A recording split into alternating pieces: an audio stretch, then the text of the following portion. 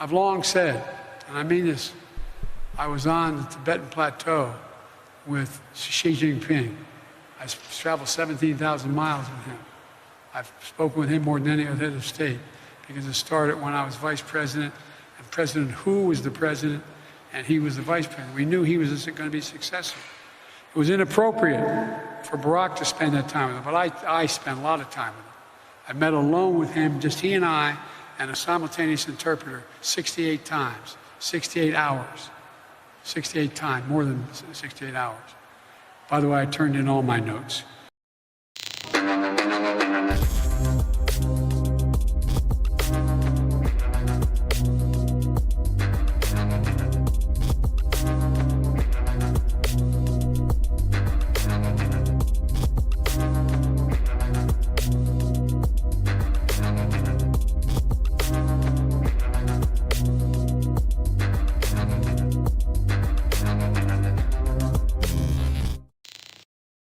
And we are live tonight from the third world republic known as the United States of America.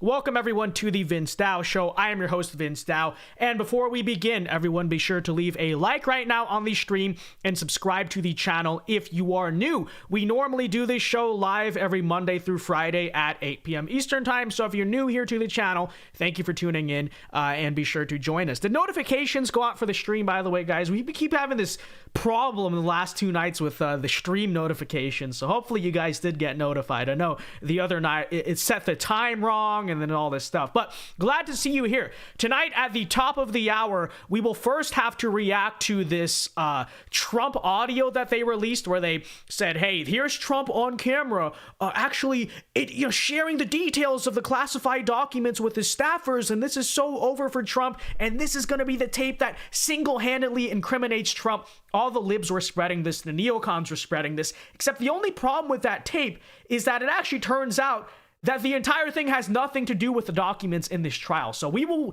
debunk this Trump audio you may have been hearing about. That's at the top of the hour. We also have to react to the fact that NBC is defending the chant of "We're coming for your children." So the other night, you might remember, we actually reacted on this stream to the Pride Marchers chanting, and I quote, we're here, we're coming for your children. Well, actually, as a matter of fact, NBC went out and said, yeah, there's nothing wrong with Pride Marchers saying we're coming for the children. So that's the top of the hour. And then at the bottom of the hour, we got to react to Joe Biden's speech today. He went out and gave a half-hour speech about Bidenomics, because, yeah, the economy is going so well right now, as you can tell.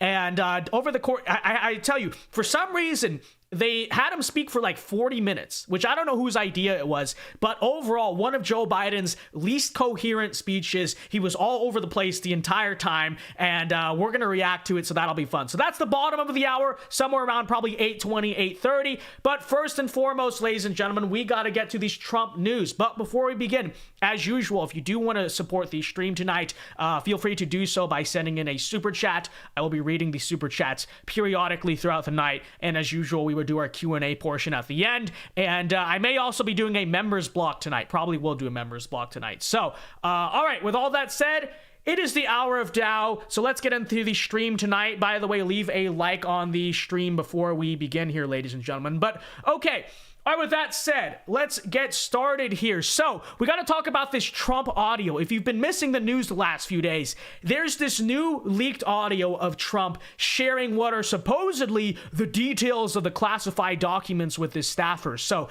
the liberals, the neocons have been running with this audio and saying, look, it incriminates Trump. See, here he is sharing it to everyone, the details of the Iran documents, all of this stuff.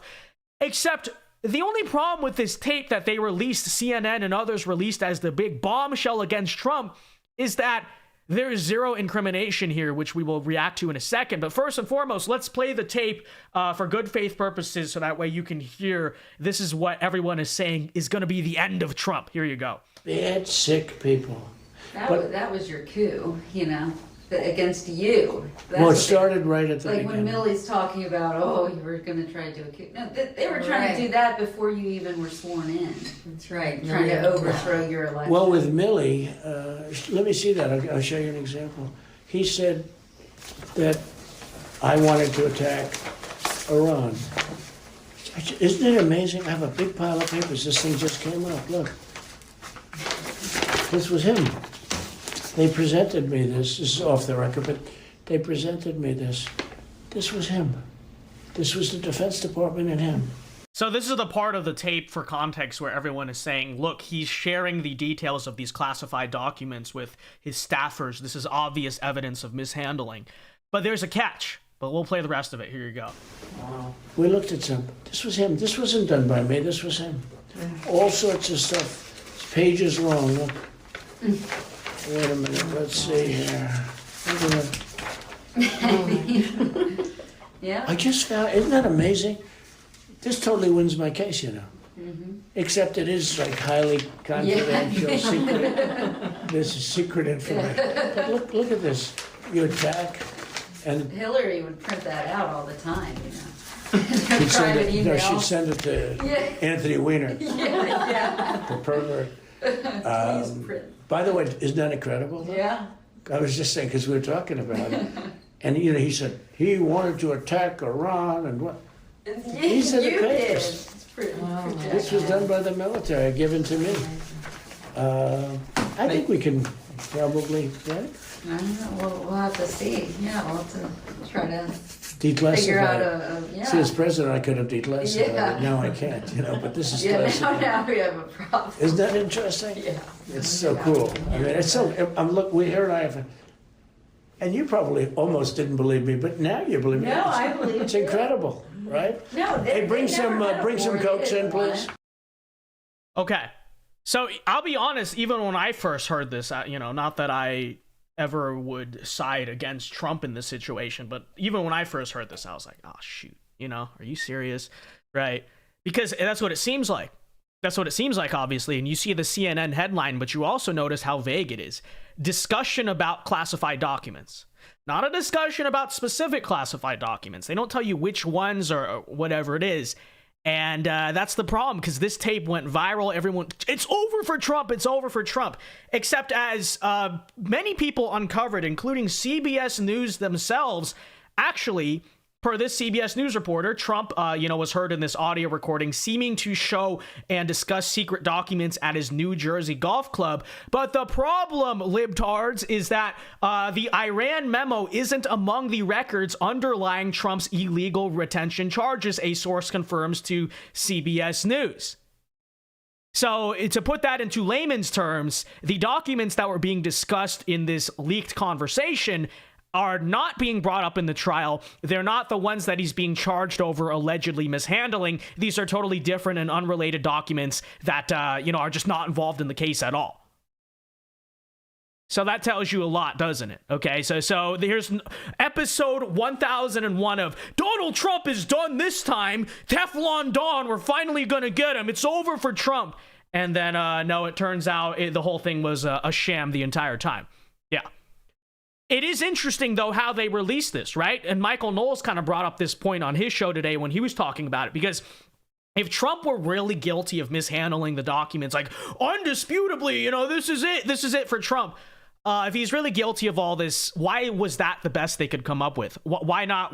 How hard would it be to find the indisputable evidence that the very documents in question here were allegedly mishandled or whatever? Well, that's the problem. They don't have anything. They can't come up with anything because the whole thing still is a sham. It's still a psyop. But notice sort of the psychological warfare going on there, right? So they released this tape, and you saw the way the CNN headline said, intentionally vague. It didn't say these specific classified documents in the case. It just says leaked conversation about classified documents, right? And so they put this tape out that seems like it would incriminate Trump. It makes Trump guilty, except if you read between the lines, which most of the media is not going to report on, as you can imagine. But if you really read through between the lines, read the fact check, which most people wouldn't, you would realize, oh, this is a totally unrelated conversation concerning documents that have nothing to do with the case. But that doesn't matter to most people, right? Because as you know, the clarification is never amplified as much as the story itself.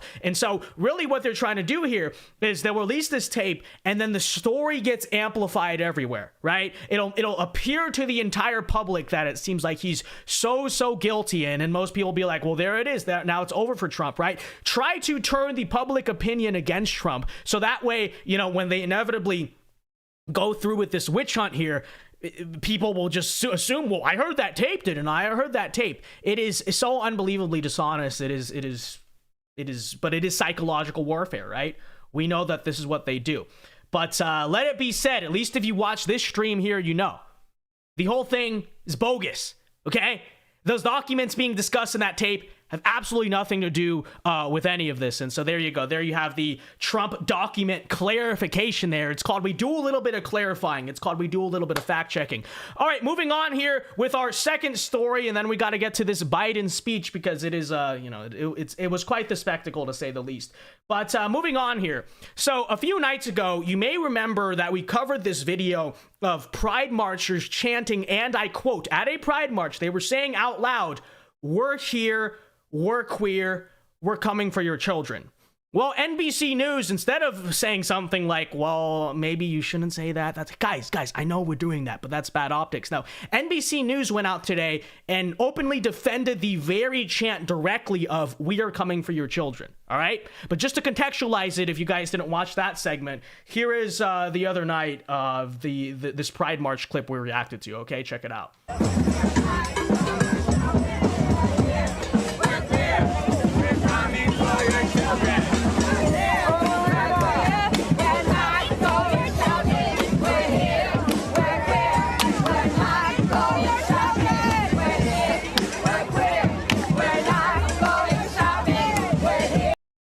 Okay, so we're here, we're queer, we're coming for your children.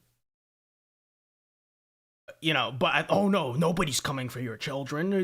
Conservatives are just fear-mongering. Meanwhile, the Pride marchers say out loud, "We're coming for your children." So what's the reaction from the liberal mainstream? Well, it's not, well, no, even though they're saying they're coming for your children, they're not really. No, now outright, they're just straight up defending it. Okay, so here's NBC News in response to that clip going viral saying, quote, and this is the article they published today, "The coming for your children chant has been used for years at Pride events, according to longtime march attendees and gay rights activists." Okay, so first and foremost, let's take that into account. So they're saying, listen, the coming for your children chant, that's nothing new. We've been doing it for years, don't you know? Because that makes it all okay, right? Because that makes it so much better, NBC News. So let me get this straight, right? What you are admitting, actually, as a matter of fact, is that this movement didn't even just at the start get radical or recently get radical, right? What they are admitting is that the Pride movement all along has always been coming for the kids. Is that what you're saying, guys? That's what you're saying? Hey, we've been saying it for a long time, so it's nothing new.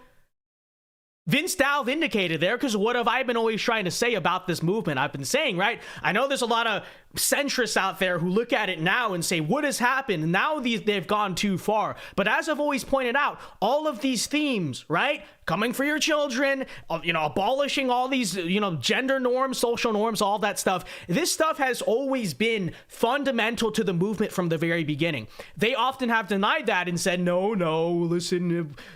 So here are the Pride marchers, NBC News. They think they're dunking on us, dunking on themselves, saying, yeah, actually, for years, it's always been, it's not a new thing. It's not a new phenomenon, right? For years, it's always been their agenda to say that we're coming for the kids. Okay, got it. Thank you. Thank you for clarifying that, NBC News, because I think some people were confused. And when I say it, they don't always believe me. So there you have them saying it, okay? It's always been about this. From the beginning, from the start of the slippery slope, it's always been rolling to the same place. Got it. Thank you. Thank you very much. Time to turn back the clock. But anyways, we continue reading here. Who said it's one of the many provocative expressions used to regain control of slurs against LGBT people. Sorry, LGBTQ, ABCDFGHIJKLMOP people. Okay, so let's talk about that then. All right, so they're saying, oh, we're just saying it as a provocative thing. Okay, but let's talk about that, right?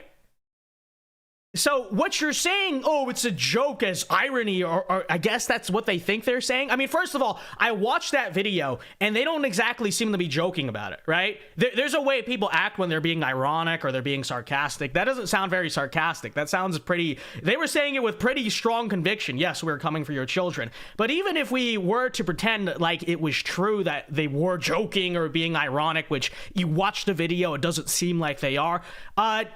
So first, and you're gonna use pedophilia as a joke. Is that what you're gonna do?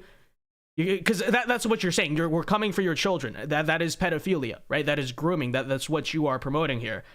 So they are joking or making light out of pedophilia.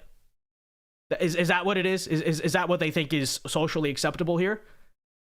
You know, I'm not here to really be like, oh, you know, you can't make that joke or this joke. But, you know, I think pedophilia, joking about that is a pretty universally not considered line that people are supposed to pursue, first and foremost.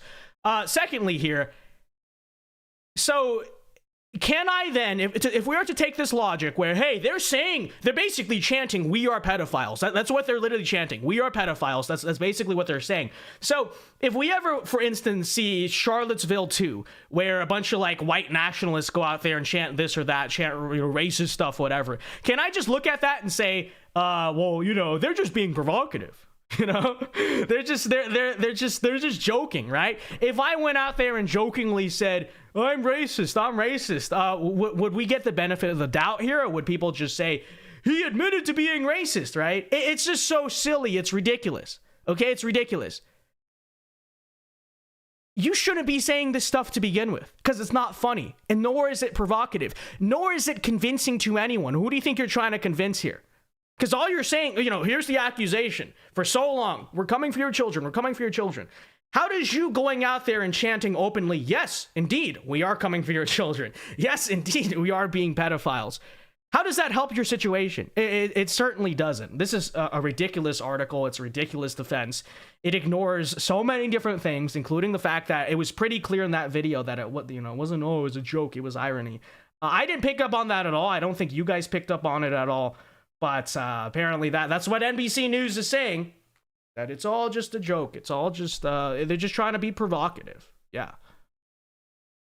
Which, by the way, on that front, let me say this. Even if you want to say that's the case, it's provocative, it's ironic.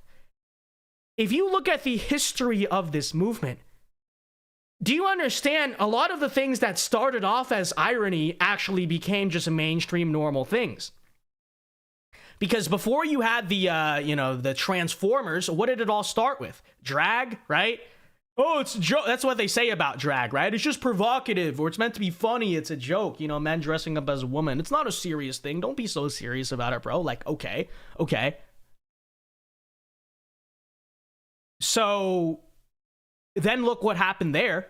What happened there is that what started off as a joke, it's ironic, all this, became a very serious thing, and they just straight up embraced it as their entire ideology. So if we are to assume that, and so if we are to look at the long history of how they've used things that, oh, it's just provocative, bro, all the things that they said in decades of past that were just meant to be provocative or whatever, in the next decade became very mainstream and normal things. So even if you want to take that as being the case, okay, that still means, in the end, they are going to come for your children, okay? Which they already are doing. Let's already talk about that, too. It's not a conspiracy theory. It's not a joke, because they're already teaching it in schools. They're already pushing it on kids. Drag Queen Story Hour already is a thing. This stuff, you already see this stuff, okay?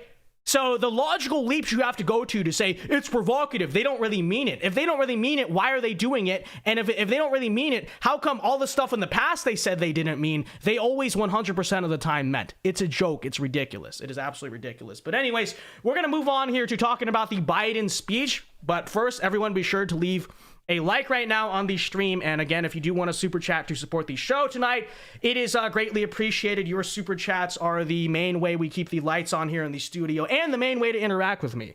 So it is true. It is very true. Yeah, I don't think it's very long, Potato Head. I don't think it's very long before, you know, we're going through the whole alphabet, right? LGBT, A, B, C. You're going to get to P eventually. You know, and that's already what I think they're working on doing. I mean, and that's not even an exaggeration. Minor attracted persons, that's what they're calling them now, you know. It's fringe now. It's a thing on the internet now, and it may seem crazy. Oh, Vince, there's no way they'll ever really normalize it, right? Well, do you understand that in 1997, the idea of gay marriage was ridiculous to people? Do you understand that, right? Which, by the way, on a personal level, I share the opinion of people in 1997 still. I do. But a lot of you are going to, just to demonstrate to you how this stuff works, okay? All of you in 1997 would have agreed with me and the people in 1997, right? That wasn't the 50s. That was again the 90s, you know. Most of you probably were alive by then, right?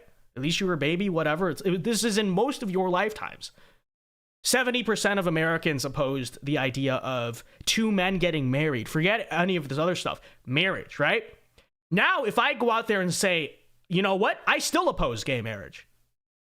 I just go out there and say that. Most of you guys are coming to me, not most of you, not most of my audience, but a lot of right-wingers out there will come to me saying, you're crazy, that's radical, what's wrong with same-sex marriage, freedom, bro, this, that, and the other. And I'm just saying, okay, so if you guys, left and right included, embrace the slippery slope that fast, in the span of less than 20 years, or yeah, basically, actually, yeah, with Obergefell, less than 20 years, if the mainstream consensus in America can go from everyone is opposed to gay marriage to virtually everyone supports it, then who are you to say, right? What makes you think that they're not going to do that with everything else, okay? Like, I'm serious. If it continues at the current rate, if you don't start pushing back and standing strong on this stuff, you're going to hit a point where the conservative consensus is, you know, puberty blocker. You know, I don't think puberty blockers should be given to children under 10, but over 10 is okay. Again, you look at me now and think there's no way conservatives would ever embrace that, Vince. Come on now. Well, look at how much both left and right have fallen, right? Look at how much the Overton window has already shifted, okay? And that's part of the reason why I still say, I mean, yeah, I understand, like, we basically lost the fight, but if you were to ask me principally, yes, I still am opposed to the marriage thing. Because the marriage thing is how you got the rest of this, right? And if no one can understand that, then you're blind at this point, you know? Like, yeah, I get it. You know, is it realistic for a Republican in 24 to go out there and say, we're going to overturn Obergefell? I get it. I understand it, guys. I'm not saying Republicans should go campaign on it necessarily, at least right now. But it is to say, right, before you call me crazy for that take, I'm the one who really recognizes where all this stuff started. It didn't come out of nowhere, okay? And so that's what I'll say about all of it, you know? But anyways, let us move on here to the Biden speech tonight. So we're probably going to just sit here and react to it in full, because why not? It'll be fun. It'll be funny. But first, I have to contextualize it, okay? So before we react to the Biden speech in, I believe it was Philadelphia today, we gotta just give you an update on our president, okay? So Joe Biden is currently losing his mind at a faster rate than usual, okay? Because Joe Biden being incoherent, wow, big shock, Vince. No, I get it. It's worse, okay? It's getting visibly far, far worse, all right? So here is Joe Biden, I believe, getting on or off the plane or the helicopter today, saying that Putin is losing the war in Iraq, all right? Here he was. Here, check it out. Check it out. It's hard to tell, but he's clearly losing the war in Iraq. He's losing the war at home. He's losing the war in Iraq. And he has become a bit of a flyer around the world. It's not just NATO. It's not just the European Union. It's Japan. It's 40 nations. Okay. So you'll notice, right? And part of the reason I say he's losing his mind is because usually he is cognizant enough to catch himself, right? He'd be like, Iraq. Oh no, I mean Ukraine. He just said it now, you know? He's like, it's runaway dementia at this point, you know? It was stable for a while. I really wouldn't say for the past few years he's been more incoherent than he was in 2020. But I'm pointing this out to you because you are starting to see signs of the decline. He's always been sleepy Joe Biden, but it's getting worse. It's getting much, much worse. And so there's that. And then we're going to react to the full speech today in a second. But here's a preview of it. Here's a preview of his speech today on Bidenomics in Philadelphia. And yeah, just check this out. I've long said, and I mean this, I was on the Tibetan Plateau with Xi Jinping. I traveled 17,000 miles with him. I've spoken with him more than any other head of state because it started when I was vice president And President Hu was the president, and he was the vice president. We knew he was going to be successful. It was inappropriate for Barack to spend that time with him, but I spent a lot of time with him. I met alone with him, just he and I, and a simultaneous interpreter 68 times, 68 hours, 68 times, more than 68 hours. By the way, I turned in all my notes. Yeah. So just to give you an idea, all right, and when we react to the full speech, you will see, okay? This is not Joe Biden, oh, he stumbled over a few words and we're going to clip it. No, from start to finish. And when I mean start to finish, I mean it. Not just the speech itself. Getting on and off the helicopter to go to the speech. Everything. The guy, totally incoherent, stumbling over all his words. I don't know what he said there. He thinks Putin is still in Iraq. Like, what's even going on there? Okay.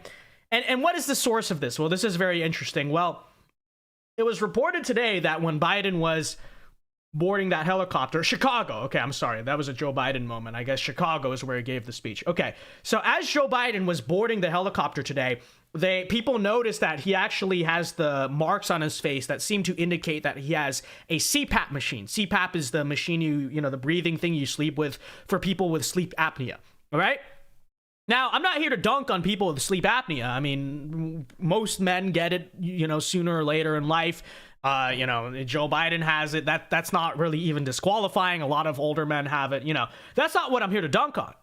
But what's very interesting is that I would think, actually, if he finally has his sleep apnea cured, right, and if he's getting a better night's sleep finally, supposedly, you would think maybe he would actually stop being sleepy Joe Biden, right? You would think you'd see Joe Biden a little bit more focused, a little bit more coherent, or at least it doesn't make a difference at all. But I don't know what's going on. I don't know what they're putting in that CPAP machine, because he's actually worse. He's just getting visibly worse with his CPAP machine, okay? So that's just, I don't know. I don't know what's going on with the guy, other than the cognitive decline here is definitely getting much worse.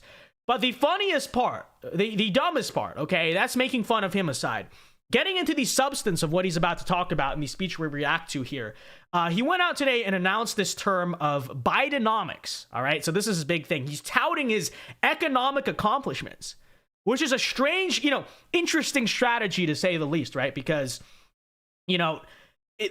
it's one thing to say under the Trump economy, well, I didn't feel that things were actually better. My salary's still the same, whatever.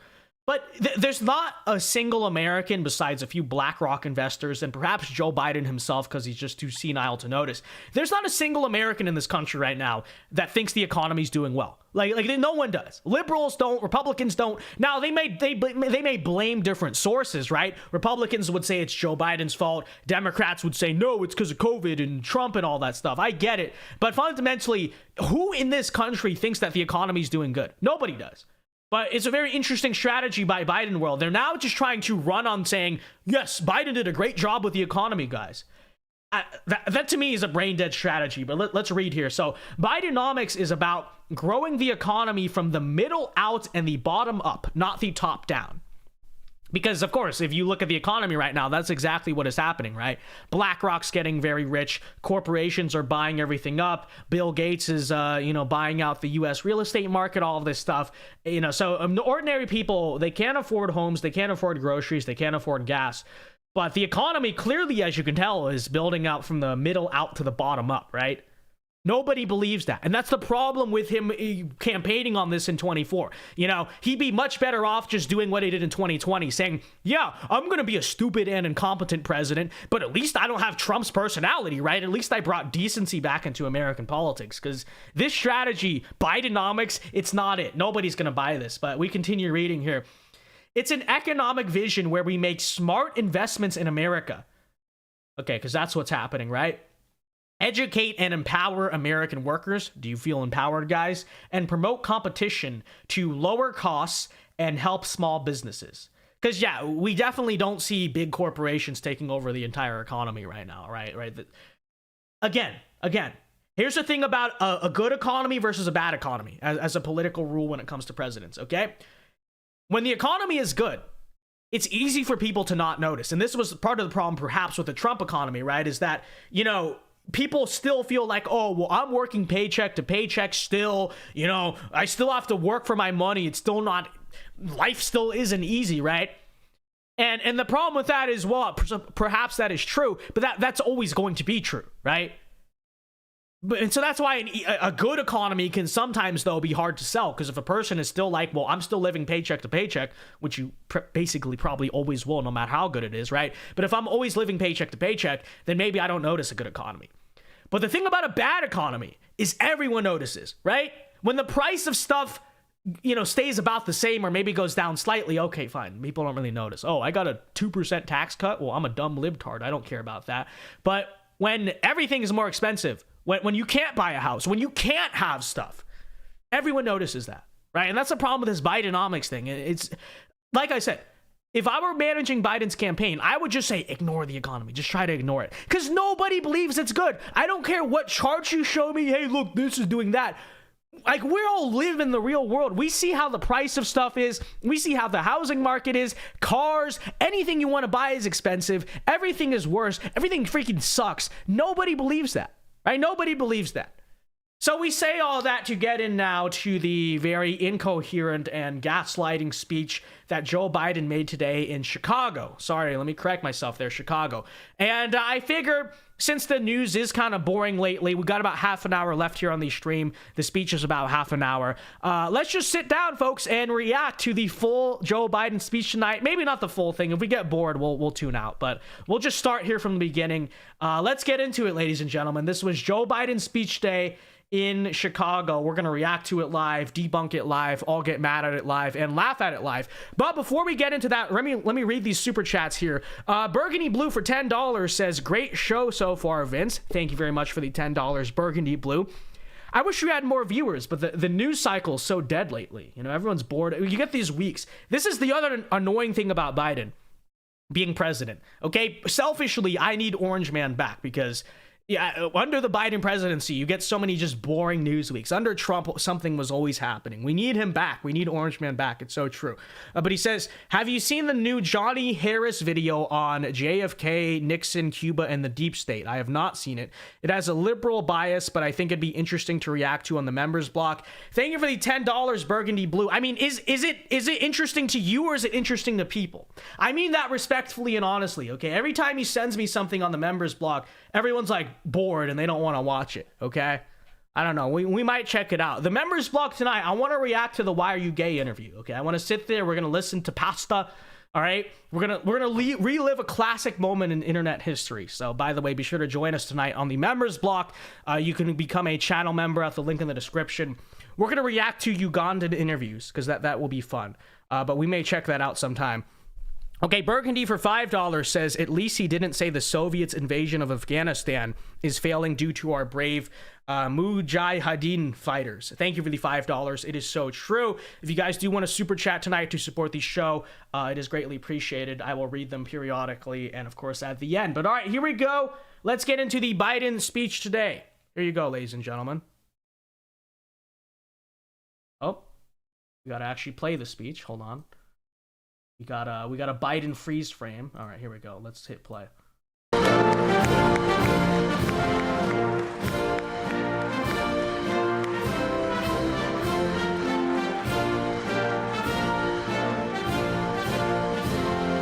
There he is. You know, he comes out. You guys ever seen Naked Gun? Naked Gun is a classic 80s comedy movie, which you should all watch, but oh no, I'm not am I thinking of Naked Gun or am I thinking of Hot Shots? I forget which one. One of those Leslie Nielsen movies, okay? That's what he reminds me of. That's like what you're watching here. It's true. All right. Here you go. This will be fun. Thank you all very much. And Bob, thank you for that introduction. Bob's been helping me for a long time. I guess he doesn't know any better. And speaking of help from a long time, brand new guy in town, a guy who I told him that being married, I think, is the toughest job in America. They know where you live, and every time you walk in the grocery store, you get questions. But congratulations, Mr. Mayor. And what?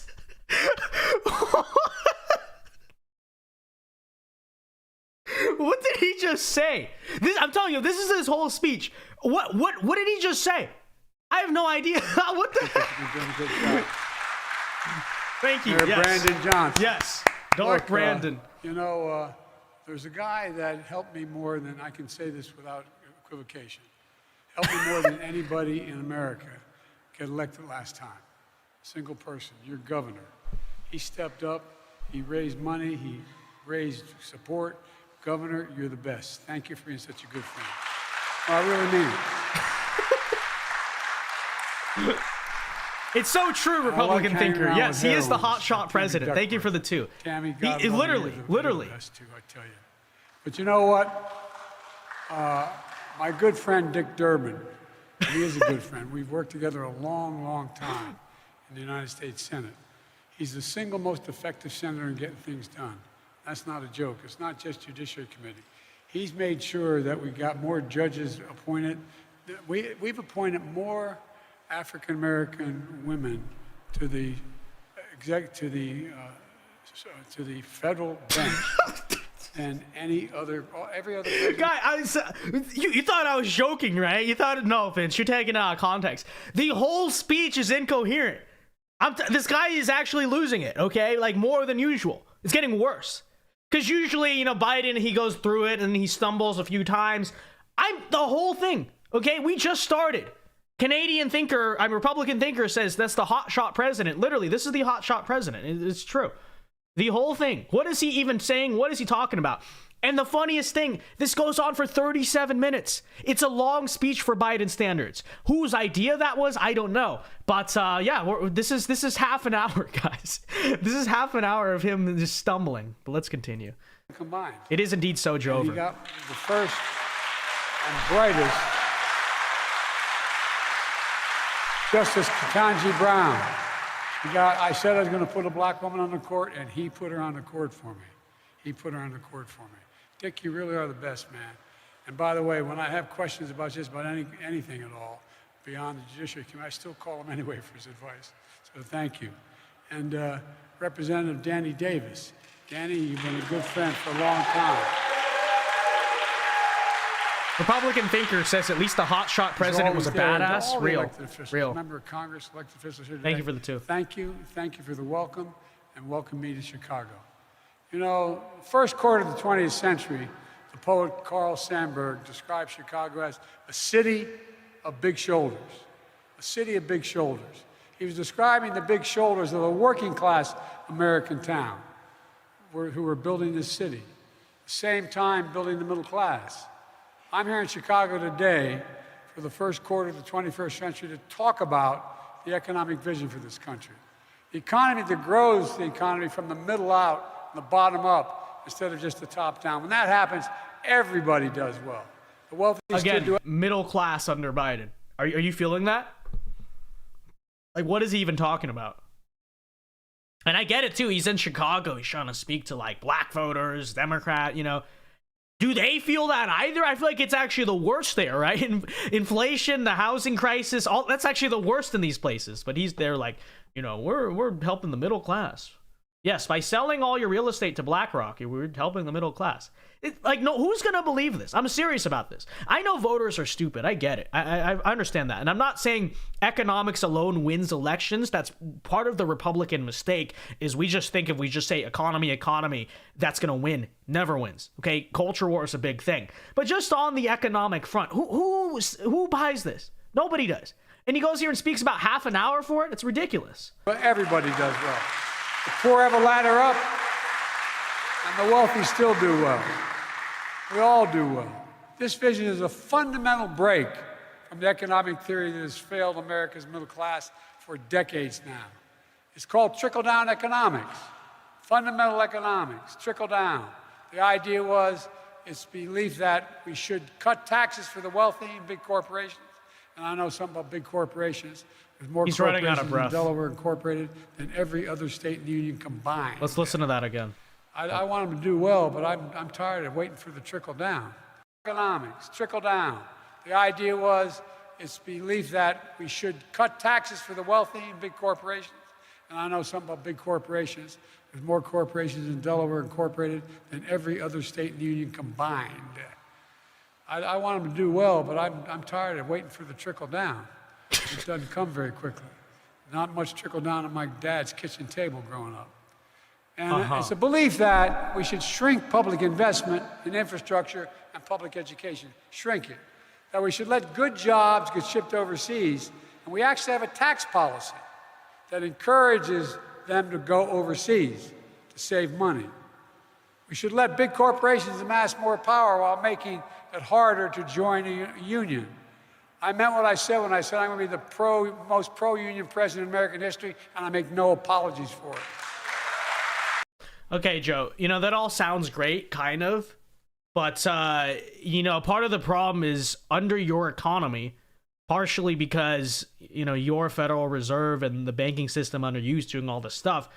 This whole digital currency system, ESG, that you vetoed. You remember there was a bipartisan bill to ban ESG. You vetoed it, okay? Stuff like that is allowing the big money entities to take up so much of the market. Your entire side, right, your establishment that you represent are the very people allowing big corporations to monopolize the U.S. economy and destroy the little guy, right? You look at the real estate market, as I'm going to keep bringing up as an example. What is the reason why that stuff is so expensive right now? Who's buying it all? It's the very corporations and also people like Bill Gates on your side that you won't stop, you won't touch, you refuse to regulate. And you keep ESG in place when there was a bipartisan agreement to get rid of it, right? And then on the front of jobs going overseas, you voted for that countless times in your career. That was you. That was you that did that, right? And the wealthy, they're the problem. The wealthy are the people who represent you and fund you, Joe Biden, okay? Most billionaires in this country, at least the ones who are politically active especially, are on your side. So it's true. Before I continue here, we got a super chat. Burgundy Blue for $10 says, I think you'll like the video. It's about how the deep state tried to hurt Americans in a foreign country. To justify war in a foreign country. I know I couldn't believe it either. The government would never do that. I know the government would never do that, right? All right, well, if it's under like 10 minutes, we'll react to it, okay? I'm not watching an hour-long history thing. You're gonna bore the members. If it's under 10 minutes, we'll watch it, or maybe 5, something like that. Okay, is that a deal? But tonight we're doing the Ugandan thing. I already promised that to the people. Okay, everyone keeps asking me, when are you reacting to the Why Are You Gay interview, the full thing? So that's probably what we're gonna do tonight. All right, just FYI. That is the plan. That is the plan. But thank you for the $10. All right, here we go. Let's continue.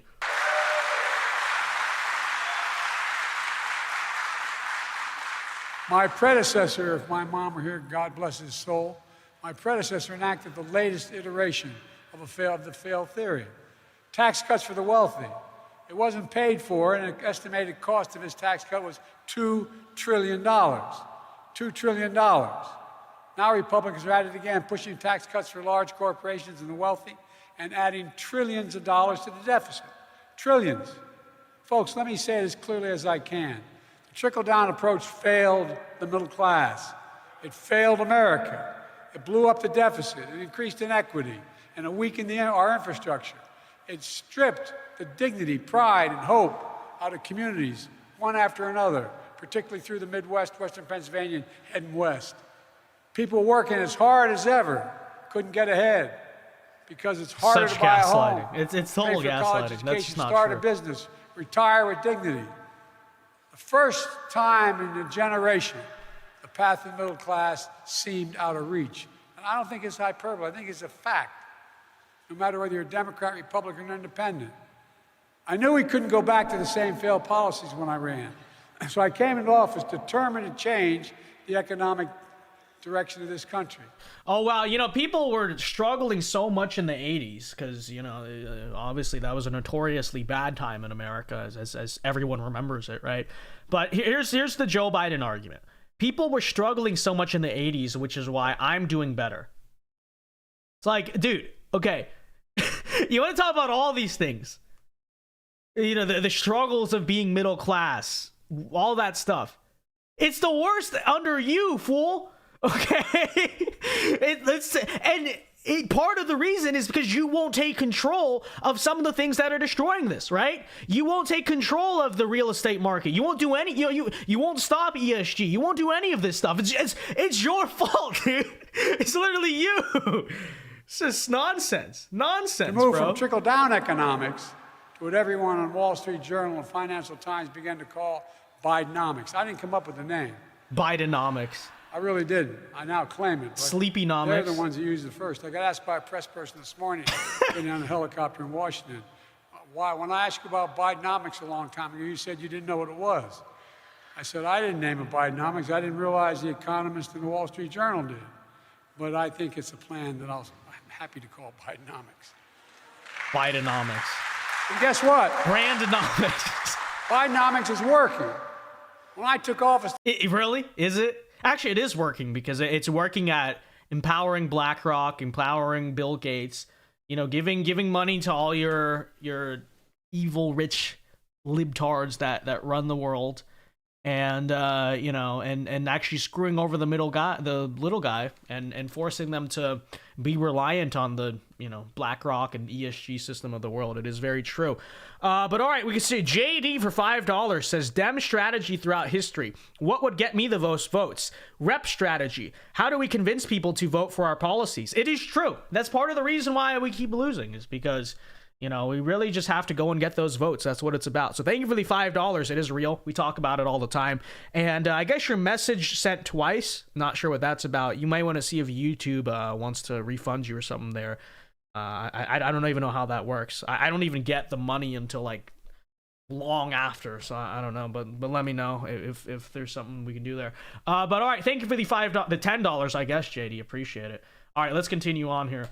the pandemic was raging and our economy was reeling. Supply chains were broken, millions of people unemployed, hundreds of thousands of small businesses on the verge of closing after so many had already closed. Literally hundreds of thousands on the verge of closing. Today, the U.S. has the highest economic growth rate, leading the world economies since the pandemic, the highest in the world. As Dick said, with his help, we created 13.4 million new jobs.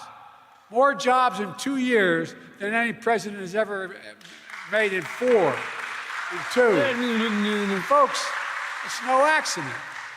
That's Bidenomics in action. Bidenomics is about building the economy from the middle out and the bottom up, not the top down. And there are 3 fundamental changes that you created that many jobs because you took office under COVID, fool. All right. What do you mean, right? Actually the recovery was already starting under Trump because that's how it worked, right? Lockdowns, mandates. He's such a fool. Tried to make with help of Congress, Such a been fool. able to do it. First, making smart investments in America. Second, educating and empowering American workers to grow the middle class. And third, promoting competition to lower costs to help small businesses. Here's what I mean by all this. Under trickle-down economics, it didn't matter whether you made things as long as you helped the company's bottom line. Even if that meant seeing jobs in industries go overseas for cheaper labor. Supply chains and key products moved overseas, like China and much of Asia. The entire towns and communities, from where I live all the way out there and through the Midwest, were shut down, hollowed out. See, sorry to keep pausing, but hopefully you guys don't get too mad at me. But okay, here's the thing, Joe. I agree 100%. The problem is your entire career have voted for literally all of the free trade deals. Okay, it's not about trickle down economics. That's not. It's globalization. It's globalism that is the chief cause of that. You have supported globalism your entire career. The only reason you're saying this now suddenly is even when you were vice president, there's videos of him saying, yeah, we need to trade with China, all this stuff, right? The only reason he's saying this now is because your predecessor, Donald Trump, it turns out that he campaigned on the opposite of that. He campaigned on nationalism, protectionism, all that stuff, and it was very popular. You're stealing that all from him now and taking credit for it, but, that's never been something you've believed in. Sandra Meyer also brings up a good point in chat that Biden grew up during the 60s. He was already in office during the 80s. And trickle-down economics was a thing during the 1980s, so he doesn't even make sense there. Okay, yeah, if anything, it would be LBJ's Great Society and all the liberal policies of the 70s and the liberal spending policies that would have caused it to be supposedly hard growing up when, you know, he was fighting Corn Pop and you know, fighting him with a straight razor and all that stuff. So it is true. All right, super chat time really quickly here. Satan's biggest hater for $6.99 Canadian. Shout out to our Canadian, says, been loving your shows recently. I can safely say that it is a great show and many more will be saying this. Thank you. And that is the first ever super chat from Satan's biggest hater. I appreciate it very much. God bless you. Thank you for the $6.99. And Potato Head Poke Mario for 10 says, mold spice spread zone, clear gelatin manure sport. Thank you for the $10. You know, that was a more coherent super chat than whatever Joe Biden has been saying here. So it is true. Thank you for the 10. Appreciate it. All right. Well, I don't know if we're going to finish this whole thing, but let's just watch this, and I think eventually we'll just get the point. But here you go. I mean, literally hollowed out. All over the country, parents have to say to their, many of you, all elected officials, heard people tell you this, had to say to their children, Yeah, exactly. "Honey, Returning to work is not new jobs. job. Yeah. We can't live here anymore. We got to move." Trickle down also meant slashing public investment on things that help drive long-term growth and helped America lead the world in innovation. We used to invest 2% of our gross domestic product in research and development. By the time I came to office, that was down to 0.7%. We used to be #1 in the world in research and development. That's what we're known for. Now we rank #9 in the world. China decades ago was #8 in the world. Now it's #2 in the world. And other nations are closing in fast. We used to have the best infrastructure in the world, roads, bridges, etc. But then we fell to rated 13th best investment in infrastructure. Thank you. Thank you for that, Joe. That was a good one, truly. 2 to 13. How can you have the best economy in the world without the best infrastructure in the world? How do you get product from one place to another? I was out in Pittsburgh recently, the city of bridges. Bridges collapsing all over the nation. You've seen on television, railroad bridges collapsing. Wasn't the I-95 collapse in Philadelphia, Joe? Here he goes again. He's forgetting the cities. Yeah. Okay. Thank you, Joe. Thank you. Yeah. You know, that's only halfway across the state of Pennsylvania that you're talking about. Yeah, very nice. Bidenomics, we're turning this around. We're supporting targeted investments. We're strengthening America's economic security, our national security, our energy security, and our climate security. Boom! I designed and we signed a bipartisan infrastructure law. It's already announced, and I heard some of the speakers before touting some of it. It's already announced 35,000 projects across the country. Think of it this way. Nearly a century ago, Franklin Roosevelt's Rural Electrification Act, brought electricity to millions of Americans in rural America. 70 years ago, Dwight Eisenhower launched the Interstate Highway System, the largest infrastructure project to date in history. That's what the bipartisan infrastructure law does. It will be for our kids and grandkids, only bigger. Just last week, we announced our plan to bring affordable high-speed internet to end a decade of unaffordable and inaccessible internet to every home in America, every small business in America. And to no one's surprise, we should do like a drinking game. If any of you watching at home are interested in that, every time he that should be the game, literally. All right, let's continue.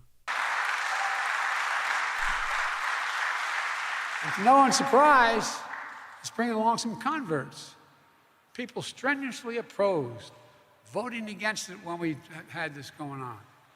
This was going to bankrupt America. Well, there's a guy named Tuberville, senator from Alabama, who announced that he strongly opposed the legislation. Now he's hailing its passage. Here's what he said, quote, "It's great to see Alabama receive critical funds to boost ongoing broadband efforts."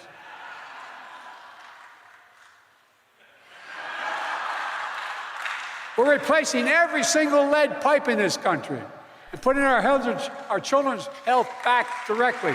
400,000 schools, 10 million homes. We're fixing crumbling bridges, upgrading our power grid, renovating our airports and ports.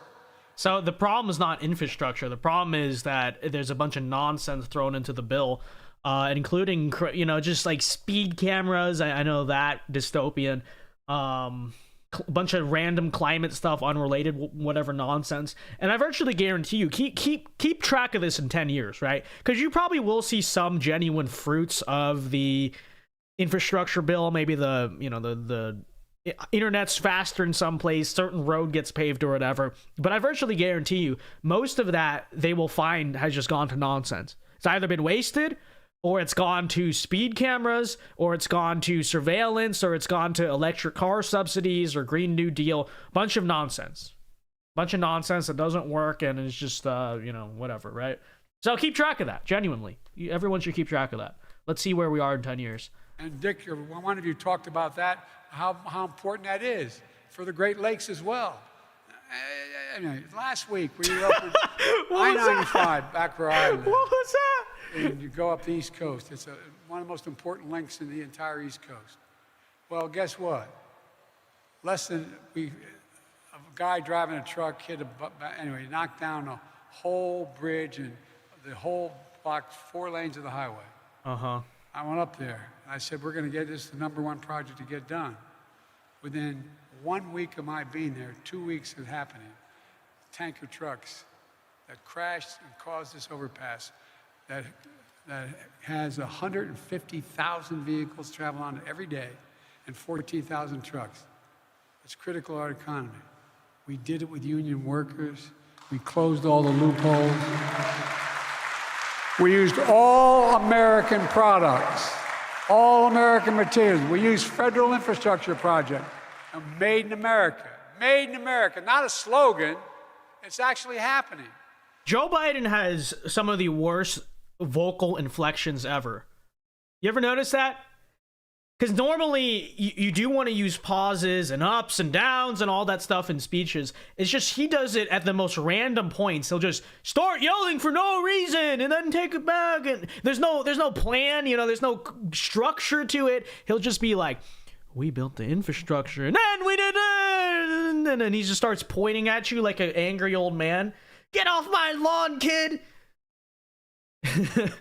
When Roosevelt many such cases passed in legislation the in 30s. the 30s about unions being able to be engaged, everybody to just legalize unions. It said we should encourage unions. There was a little provision there that very few presidents paid attention to. It said, buy American. That meant that if a president was given money by the Congress to build, say, a new deck in an aircraft carrier, whatever it was, he or she was supposed to use 100% American labor and 100% American products. It hardly happened. We get exceptions down to 30%, et cetera. I changed all that. We're all now investing in key industries of the future, making targeted investments to promote domestic production of semiconductors, batteries, electric cars, clean energy. Under the trickle-down economic theory was that public investment would discourage private investment. Give me a break. We went to see a whole lot of major corporations said, are you more or less likely to invest if the government invests? Overwhelmingly, they had it backwards. They said, no, we're more likely to invest if the government invests. Public investment declined here at home. Industries that we invented started to move overseas, like semiconductors. I want to remind you, America invented these chips, small computer chips the size of the tip of your finger that affect nearly everything in your life. From whether your cell phone functions, your automobiles can be built, refrigerators work, it goes on, into sophisticated weapon systems. It's all in that little, without that computer chip, we got a real problem. But over time, we went from producing 40% of those world chips down to 10%. Not anymore. Biden economics means industries of the future are going to grow right here at home. At home. I mean it. Not a joke. Okay, but it is a joke. That's the problem with it. I 100% agree. And that's part of the reason why this whole Taiwan thing is such a heated debate and conflict, is because during the 1980s, guess who was a senator during the 1980s?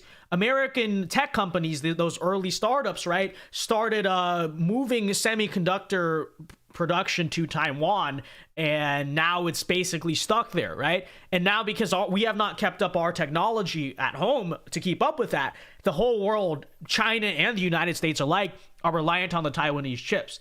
Again, the problem is that he was one of the characters who was the biggest advocate of moving this stuff to Taiwan, right? That's the problem with all of it. And then, okay, if he's going to bring it back here, okay, fine, I guess, you know, we'll take good policies, fine. But, you know, realistically, is that really going to happen? He'll probably move it back here, but then say, they have to be eco-friendly, right? That's what he's going to say. You need eco-friendly chips. Please stop burning fossil fuels and making these. And then your iPhone's going to be like, it's not gonna work. It's not gonna work. But anyways, Zachary for $100. Yo, Zach! Big super chat from Zach.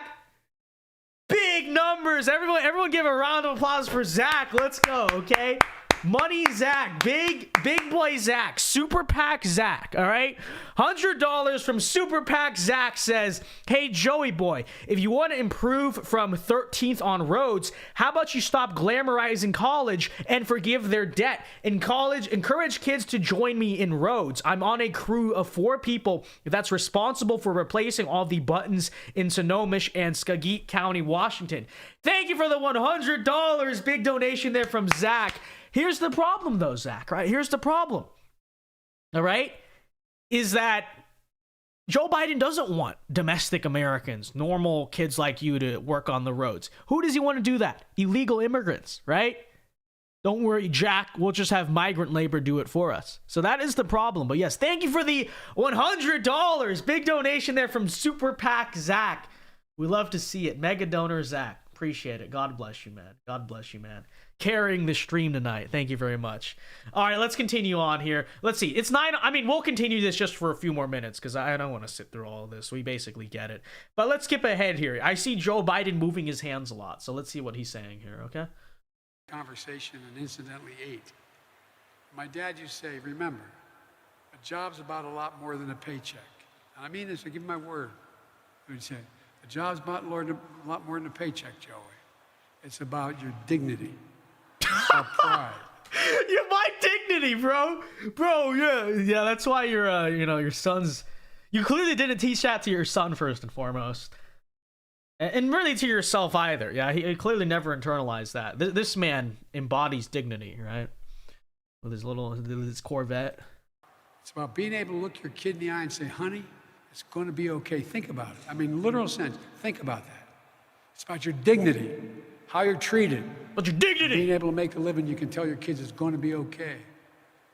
The second big part of Bidenomics is empowering American workers. When I took office, unemployment was over 6%. With the American Rescue Plan, we provided relief and support directly to working class families. Our economy came roaring back. Unemployment dipped below 4% by the end of my first year in office. Now it's been below 4% for the longest stretch. Let's see. Let's move ahead. And getting a higher pay, getting $5 more a week or $10 more a week. Non-compete agreements? It's one thing to have non-compete agreements when you're dealing with trade secrets. It's another thing when you're doing the same thing of flipping a hamburger and you're going to get 5 cents more by walking across the street to a different place. We also, the heck is he talking about? We're supporting small businesses. You know, Vice President Harris has prioritized providing support and capital for small business owners, including for rural minorities and women entrepreneurs, including through a brand new program that's already helping deliver billions of dollars. Yeah, that's exactly what America was missing, right? We've seen a record 10.5 million applications. 10.5 million applications for folks looking to start a small business just in the last 2 years. 10.5. And they're all going to get screwed because it's too hard. Hope. Competition also means lowering costs for consumers. Bringing down inflation remains one of my top priorities. Today, inflation is less than half of what it was a year ago.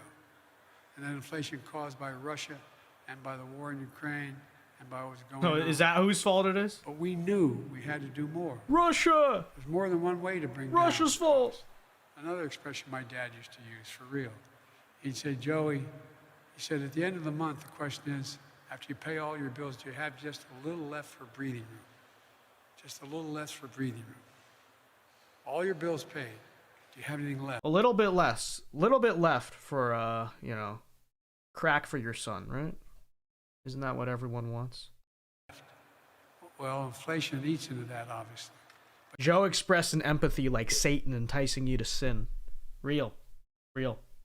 Although Satan's probably a little bit better at his job. I don't know if, you know, at least Satan, right? He plays good music, right? He's good at the harp or whatever.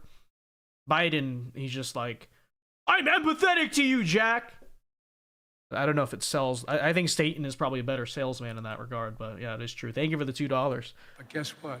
Bringing down the cost of medication goes a real. long way. Everyone put Give you a tomatoes in little the more. chat. We need tomato That's why, emojis. through the Inflation Reduction Act, we finally gave Medicare the power to negotiate lower prescription drug prices like the VA does now.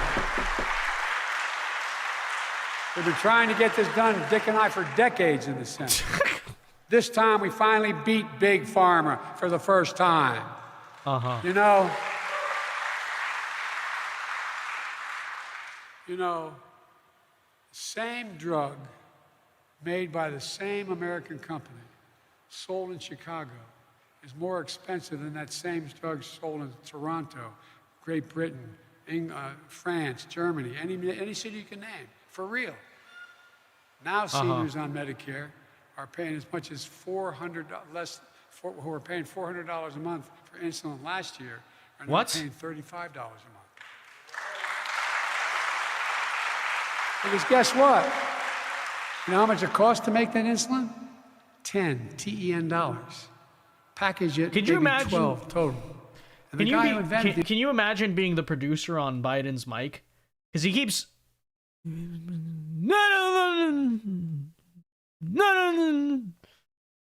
Just leans in, leans out. You know, I understand what he's trying to do, but it's not structured. He just like yells randomly.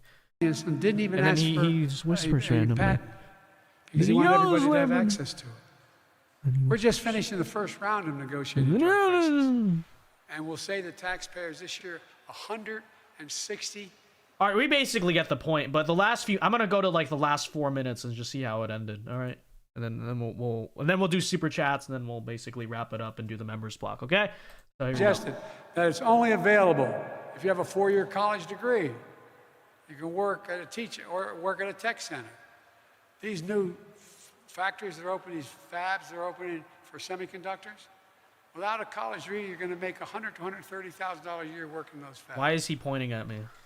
$100,000 to $130,000 a year. Well, I believe that every American willing to work hard should be able to get a job no matter where they are. In the heartland, in small towns, in every part of this country. Yeah, that's who you to care raise about, their kids right? on a That's good paycheck what you're all about. and keep their roots where they grew up. That's Bidenomics. It's kind of hard to stay there when you know, a certain company that loves you keeps buying all the real estate in rural America. You know, it's kind of hard, but. I think the economic philosophy is not going to restore the American dream that we have now, that philosophy, but there's new and will. It's going to help, and I think it's going to help lessen the division in this country by bringing us back together. It makes it awful hard to demagogue something when it's working, although they do it all the time. I've You long don't said, work. And I mean this. I was on the Your Tibetan brain is Plateau broken. with Xi Jinping. I traveled 17,000 miles with him. Oh, Brandon. What What are we gonna do with you, Brandon? It started when I was vice president. Silly President Brandon. Hu was the president, and he was the vice president. We knew Sniffs he are was for gonna be kids. successful. It was inappropriate for Barack to spend that time with him, but I spent a lot of time with him. I met alone with him, just he and I, and a simultaneous interpreter, 68 times, 68 hours. 68 times, more than 68 hours. By the way, I turned in all my notes. Yeah, exactly. Small towns. Wonder if that includes East Palestine. Of course not. Of course, it doesn't include any of them. Yeah, because this guy, you know, he really cares about rural America. Yeah, I'm sure. I'm sure, right? Yeah, clearly, right? But, Mr. God's truth, he asked me, we're in the Tibetan Plateau, and he asked me, he said, can you define America for me? I said, yes, in one word, and I meant it. Possibilities. possibilities. We're a land of possibilities. And I told him it's never been a good bet to bet against America. Never. He's screaming at me again for no reason. And I can honestly say I've never been more optimistic about America's future. I swear to God. I've never been more optimistic. Just remember who we are. We're the United States of America. There is nothing beyond our capacity if we work together. So God bless you all, and may God protect our troops. Thank you, thank you, thank you. Here we go. Who said it earlier? This is the president from Hot Shots, all right? Here we go. President Leslie Nielsen. Here we go.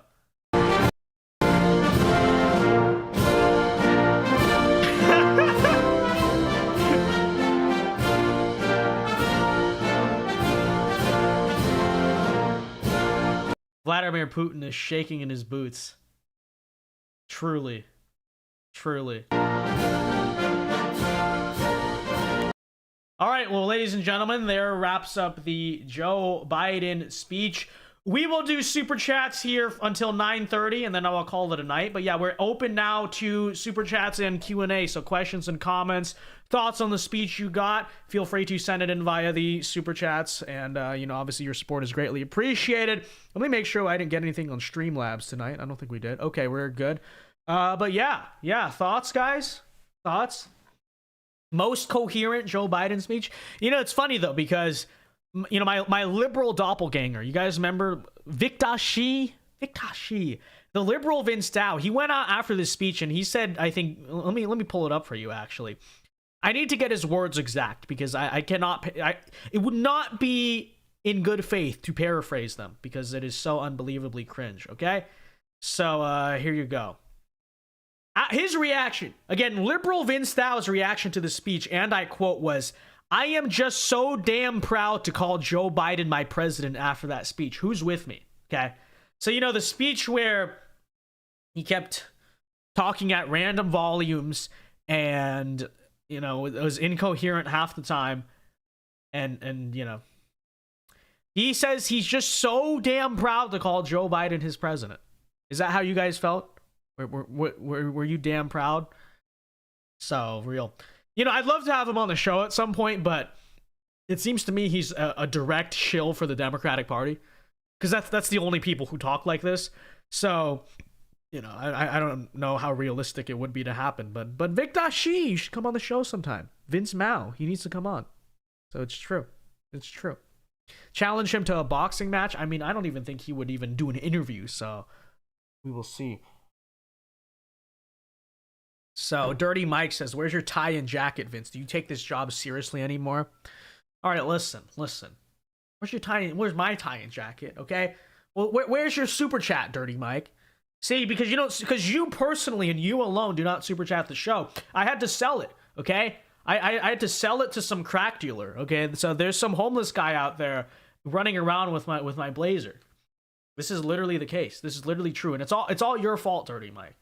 Literally all your fault. Okay. This is what happens. You're like, where's the tie? Where's the blazer? I had to sell it. Times are so tough in Joe Biden's America. I had to sell it to some homeless guy, okay? So there's a crackhead outside my apartment right now who's wearing my blazer, all right? And if you guys want me to get it back from Joe Biden's America, by the way, this is Joe Biden's America, okay? This is what's happening.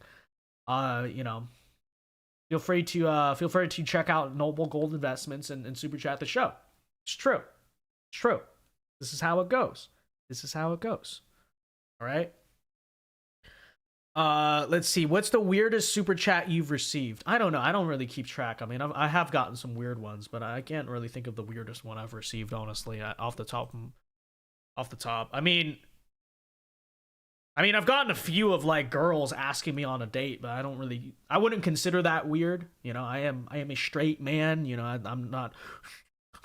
Girl, talk to me. Oh my gosh, like, you know, I get it. You know, style, like, there's some out there that want it. So I wouldn't consider that weird. But if you want to consider that weird, other than that, I have no idea.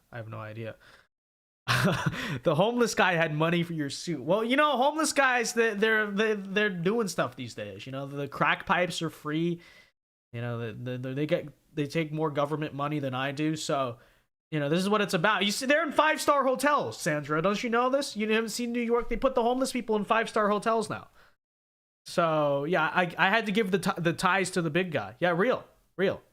I do sell my ties to the big guy because of Joe Biden's America. Okay. Dirty Mike for $5 says, understood, Vince. Well, there you go. Thank you, Dirty Mike. See, look at those skills. Look at the salesman. Okay, salesman. Let's go. Says, understood, Vince. Ties are probably $500 now under Biden, but here's a start. So true, Dirty Mike. Thank you for the $5. Thank you for the $5. Okay, it's a miracle we still do the stream. I think Joe Brandon's gonna come in tomorrow and take my computer, and then we're gonna have nothing. It's real. It's real. You know. It's so true. So true. It is so true. Thank you for the $5. He saved money on his crack stem. Yeah, real. But yeah, I'm serious. That's how bad. You're like, oh, he sold it to a homeless guy? That doesn't make sense. That's how bad Joe Biden's America is. The homeless guys are buying stuff off of me, okay? They're giving me money now. All right, that's Joe Biden's America. The homeless guys are giving me money. It's a reverse roles. He is destroying the natural order so badly that this is what is happening, all right? So... Respect Aquinas says, if you had to consider a president before Trump, any one of them that you could revive and run, who would you pick? Probably Calvin Coolidge. Calvin Coolidge is, in my opinion, on policy, the best president for conservatives in history. So I'd probably say him.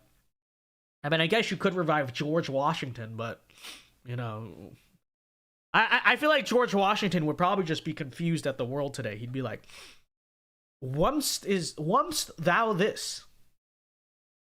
Thou is flabbergasted at thou conditions of thus modern world. Like he'd be very confused. He'd just be like, what's going on? You know, what's going on? Those 80,000 IRS agents are going to audit Vince and steal his computer. Yeah, literally. That's what they're going to do. That is what they are going to do. Okay? I got a letter from the IRS the other day. They said, you didn't sign your tax returns right. Please send it back. I'm like, bro. Just shut up. Okay? You want my tax dollars or not? Ridiculous. Oh, can you fix this and send it back to us? Dude. How about I jokingly in Minecraft? How about I don't do that because you're annoying and I'm just not gonna send it back to you? How about in Minecraft I don't send it back to you? Huh? What you gonna do? What you gonna do about it? Excuse me. You didn't fill out the form right. Excuse me. DNGs. If you work for the IRS, you are a DNG. 100%. Vince, that was a giant fail at old-timey English. Well, what are we gonna do? If Joe Biden was running as a Republican nominee, wonder what that would have been like. Republican Biden. Could you imagine? Is there even a Republican Joe Biden? I feel like there isn't. Like, do we have an equivalent of Joe Biden? Who's a really stupid person in our party? I mean, we have a bunch of like boring people, you know, but I don't know if there's anyone as incoherent as Biden in the Republican field. I don't think it really exists. So, again, guys, we are... Okay, 10 minutes left on the stream. So, last call here for Super Chats. Any last things you want to send in? Feel free to send them in now, but we are wrapping up the stream. We'll be done here at 9:30. Hope you guys enjoyed the show tonight. If Joe Biden was true to his word, America would be better, but that would never happen. True. Exactly. Dr. Oz is not stupid. He's just not relatable to Pennsylvanians. Mitt Romney. I mean, I guess, yeah. Mitt Romney is pretty boring and just stupid, but is he really senile? Does he come off as senile? I don't know. But let's see here. Anything on Streamlabs? I don't think we did. Okay. Let's see what else we got going on here. What's wrong with Fetterman's sweatshirt? This is from Puppet of Kiev. Well, I'm glad you acknowledge that. I'm glad you acknowledge that you are a puppet of Kiev, Ukraine. But what's wrong with John Fetterman's Carhartt? I don't know, because he's a senator and he dresses like a slob. Generally speaking, you're supposed to wear formal attire when you're meeting for instance, the president of the United States.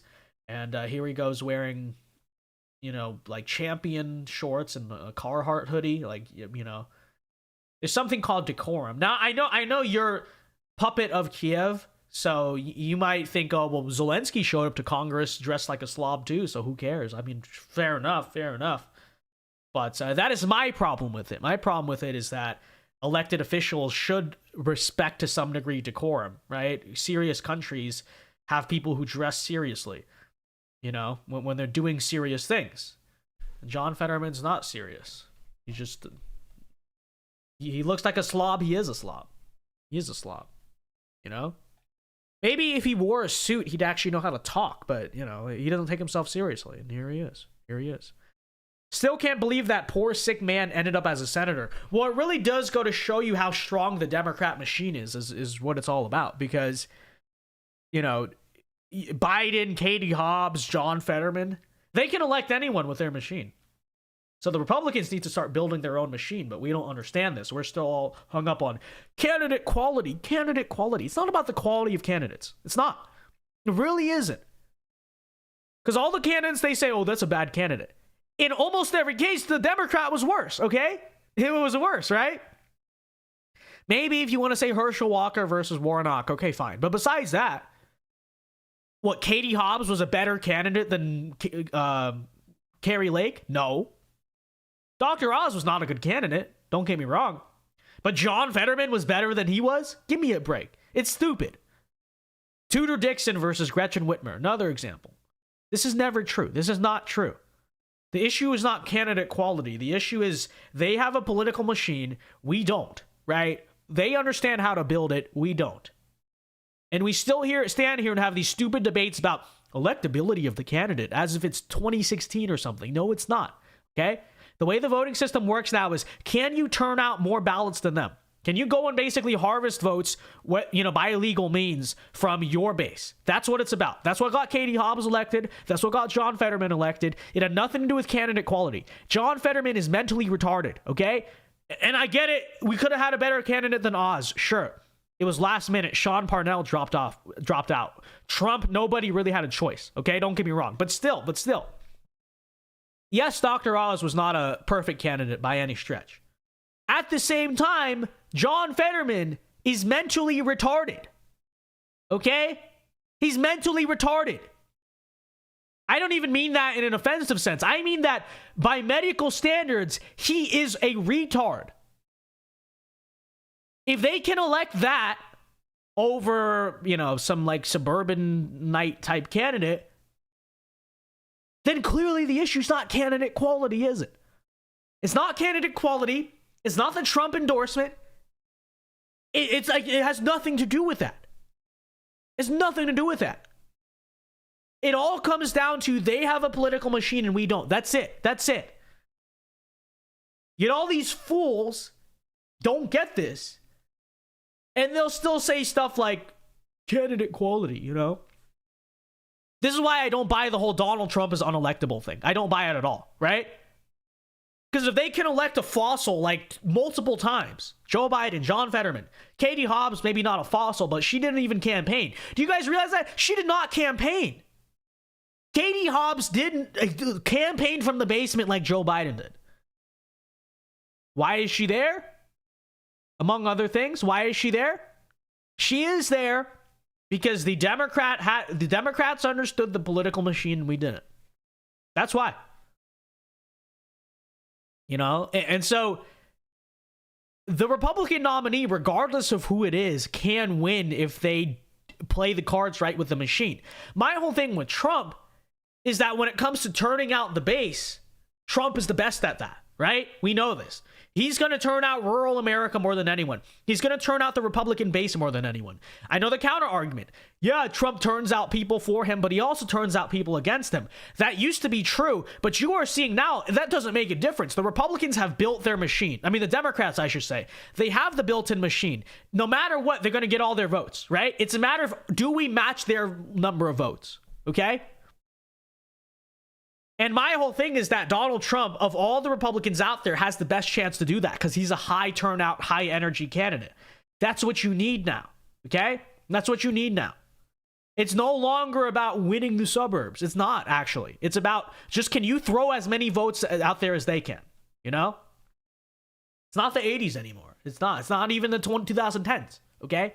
The COVID electoral system, like it or not, has changed the elections to be not about winning over the moderates, winning over the independents. That's nonsense. They not saying they don't matter, but in many ways they don't really matter. It's not about that. It's about, can you harvest ballots like the other side? Can you get your base to turn out, right? So the Democrats, if they can get all the registered Democrats to turn out, can you get all the registered Republicans to turn out? That's all it is. That's all there is to it, right? So can you go to Republican areas, small towns, nursing homes, all that different stuff? Can you go there and get ballots in the system? That's all there is to it, okay? I'm so tired of hearing this, Donald Trump is unelectable in the suburbs, which is why he shouldn't be the candidate. That's not how the elections work anymore, fool. The suburbs don't freaking matter anymore. Because guess what, fool? If the suburbs mattered, Dr. Oz would be the senator now, okay? In Pennsylvania. Because that's all Dr. Oz tried to do is suburbs. I'm going to win the Philly suburbs. Look what, did that make a difference? No, it didn't. No, it freaking didn't. Because that's not how it works. That's not how it works anymore. Okay? It's not. So that's how elections work. And people who don't understand that, then their advice when it comes to electoral politics just shouldn't be taken seriously. It shouldn't. Really shouldn't. I don't know what to say about it. It's the way it is. It's the way it is. For real, who is bringing the absentee ballot registration forms to the nursing homes? Everyone always says California is R-worded, right? It's you can't win in California. And don't get me wrong. Things probably happen in California, okay? Yeah, we get it. But Republicans in 2022 flipped a seat. You know how they did it in Orange County? You know how they did it? They literally went to the nursing homes and harvested the ballots, and they won. They won off of that strategy. In a year where, you know how the midterms went, not great. A lot of the races we screwed up. California Republicans, because they've dealt with this system for years, figured, because California's had the mail-in voting thing long before COVID, they went there and they did that. And they won. They say, oh, we can never win like that. Well, they just did it. They just did it. But no, don't keep believing that the most important thing is candidate quality when the Democrats elect a bunch of retards. Yeah, I'm sure that's why we're losing, right? Just so frustrating. This debate is so frustrating. Many such cases. Why do chats keep disappearing? I have no idea. I don't know what's happening. All right, last call for super chats. Last 2 minutes here. Any last things you want to send in? Feel free to do so. Wouldn't even debate Carrie. Yeah, she didn't even debate. Katie Hobbs did not even debate. But no, Carrie Lake was a bad candidate, This is ridiculous. It's silly. It is so silly. You could have the best Republican candidate in the world. If they do not have a electoral strategy that is understanding of the current system, they're going to lose. They're going to lose. That's just how it goes. It's how it goes. It's true. It's true. I honestly just came here to say hi, Vince, but I wanted to see what the old fool was talking about. Well, you can watch it on the replay. We just finished it. So when the stream ends, or you can probably still do it while it's live, just go back a few, 20 minutes. We did sit there and react to it. So Aaron M said Trump had the bigger energy and turnout last election. No, that's not true. Because what did we do the last election? What did we do? We said that mail-in voting was bad. And I understand why we did it at the time. I'm not saying I was smarter than it. But we said, don't mail-in vote, right? We said vote in person, vote on election day. What does that do? That actually restricts your turnout, right? Because the Democrats are taking in ballots for like a month. Republicans focus on one day, right?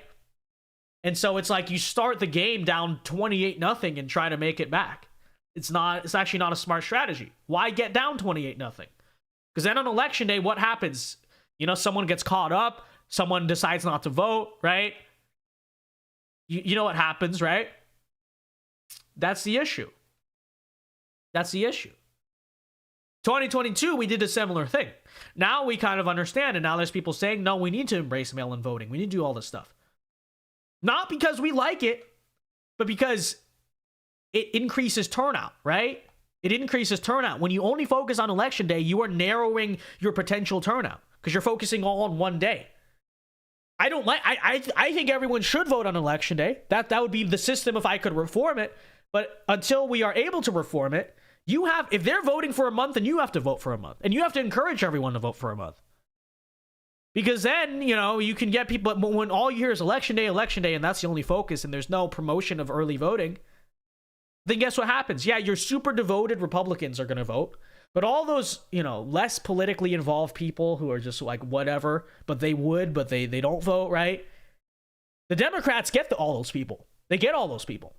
Because they understand it. They like turn out. Republicans, we narrow it down, and that's the reason why. But that's what it's going to come down to in 2024. Either we counter their system or we don't. So that's what it's come down to. All right, anyways, with that said, if we got no more super chats, then we will wrap up the show tonight. Thank you to everyone who tuned in. We are going to do the members block here in about 10 minutes. So feel free to join the channel membership, link down in the description to join us for the bonus segment of the stream. Like I said, we will probably be reacting to the famous Ugandan, why are you gay? The full interview. Because a lot of people have not seen the full thing. We're going to sit down and just watch the whole thing, okay? Pasta will come. Pasta, don't you think you are being too harsh? Wah. Okay? It's beautiful. So we're going to watch it. I may even light the cigar. Who knows? I'll figure it out. But yeah, join us on the members block here in about 10 minutes. If not, I'll see you tomorrow night, 8 p.m. Eastern time, same place. And until then, Alpha moves only. God bless. Have a very good night. And peace. See you guys later.